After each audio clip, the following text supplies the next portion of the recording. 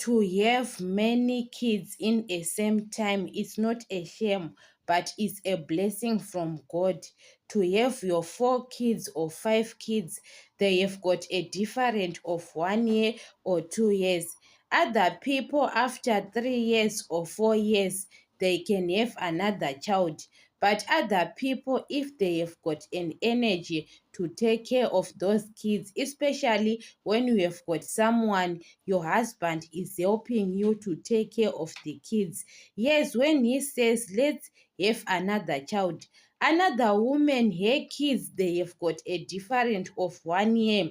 Her firstborn was born in 2020, second born 2021, third born 2022, fourth born 2023. Your kids, they have got a difference of 1 year, and look at them now. They are shining. They are happily family of 5 because her husband have got another child before he got married to that woman. So it's a family of 7. You are doing for yourself, you are not doing for the community. If you get pregnant, your child is still young, you say what the community, what they are going to say. Forgot about the community, because the community, they can judge. If you can't have kids, they can judge you. Maybe you have got one child you've got 10 years or 12 years, and they can say why you can't have another child.